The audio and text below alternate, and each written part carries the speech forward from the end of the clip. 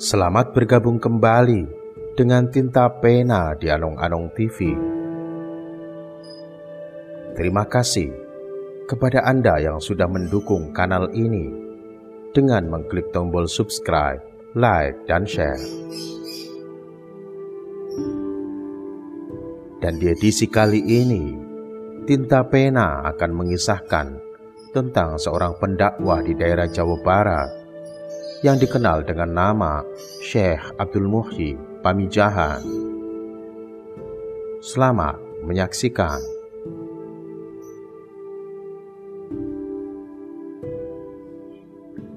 Syekh Abdul Muhyi dilahirkan tahun 1650 Masehi di Mataram. Mataram di sini ada yang menyebut di Lombok, tetapi ada juga yang menyebut Kerajaan Mataram Islam.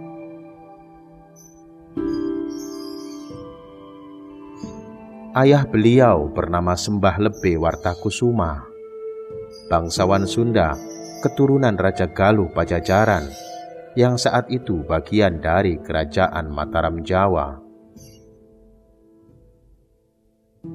Ibu beliau bernama Raden Ajeng Tangan Zia, keturunan bangsawan Mataram yang berjalur sampai ke Syekh Ainul Yakin atau Sunan Giri I. Ketika masih anak-anak, Abdul Muhyi telah belajar di Ampel Denta untuk mendaras berbagai disiplin ilmu pesantren.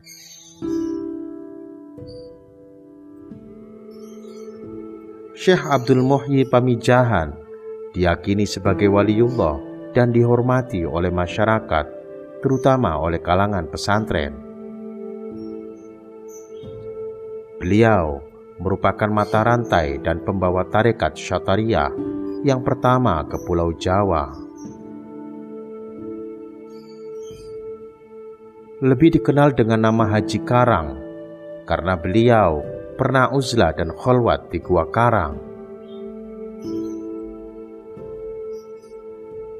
Di pintu gerbang makamnya yang terletak di Pamijahan, Tasikmalaya, tertera tulisan Sayyiduna Syekh Al-Hajj Waliullah radhiyallahu. Pada tahun 1669 Masehi, di usianya yang masih 19 tahun, Syekh Abdul Muhyi merantau hendak menuju ke Mekah. Tetapi beliau singgah terlebih dahulu di Aceh. Dan di Aceh, Syekh Abdul Muhyi ternyata bertemu dan belajar kepada Tengku Syiah Kuala atau Syekh Abdul Rauf As-Singkili.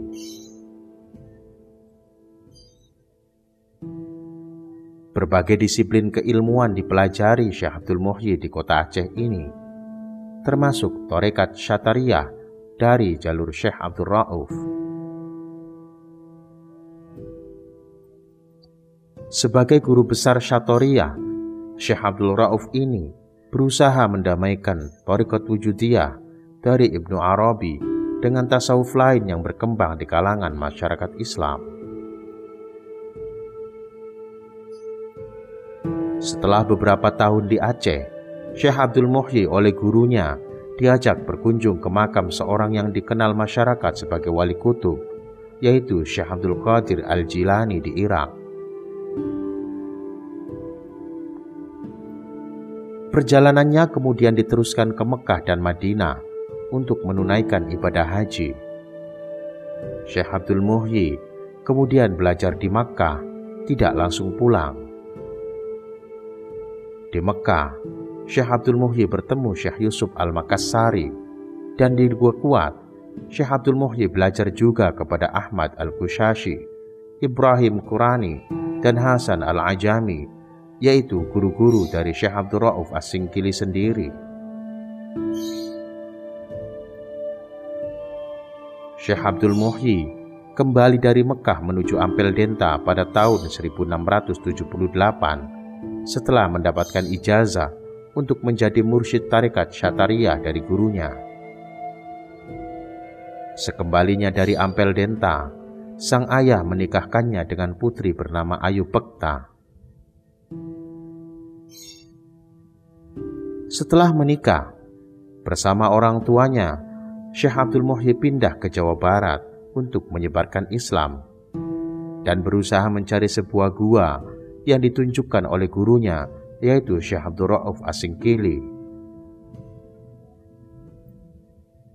Awalnya, Syekh Abdul Muhyi dan keluarga menetap di Desa Dharma Kuningan selama 8 tahun, yaitu dari 1678 sampai 1685 Masehi atas permintaan masyarakat. Karena belum menemukan tujuan yang hendak dicari, sambil melakukan dakwah, Abdul Muhyi menuju ke Garut Selatan dan diminta masyarakat untuk tinggal di Pamengpek, Garut. Perjalanan diteruskan ke Lebak Siu di dekat Batu Warigi. Di berbagai tempat tinggal ini, Syekh Abdul Muhyi terus menyebarkan Islam secara santun dengan sentuhan hati sebagai seorang sufi. Di Lebak Siu inilah Abdul Muhyi menemukan gua yang dikeramatkan dan wingit. Gua ini dinamakan Pamijahan karena tempat berkembang biaknya banyak ikan. Gua Pamijahan ini berbatu karang dan penuh dengan hutan lebat, dan karenanya sering disebut juga sebagai Gua Karang. Sejak saat itu, meski kadang-kadang masih tinggal di Lebak Siu, Syekh Abdul Muhyi lebih dikenal sebagai Haji Karang. Gua ini menjadi tempat uzlah dan khalwat beliau. Akan tetapi, di tempat tinggal beliau yang terakhir, beliau membangun perkampungan baru bersama para pengikutnya di sebelah barat kampung Ojong dan dikenal dengan sebutan Safarwadi.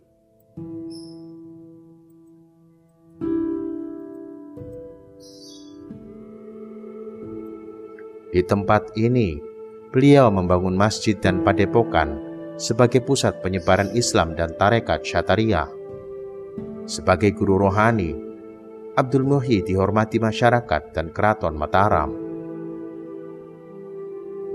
Desanya diakui sebagai desa perdikan yang artinya berhak mengurus urusannya sendiri secara mandiri, meskipun ada di wilayah Mataram. Meski memiliki hubungan dengan Mataram, hubungan dengan keraton Cirebon dan Banten juga dibangun, termasuk setuju sebagian anak-anaknya menikah dengan para bangsawan dari Cirebon.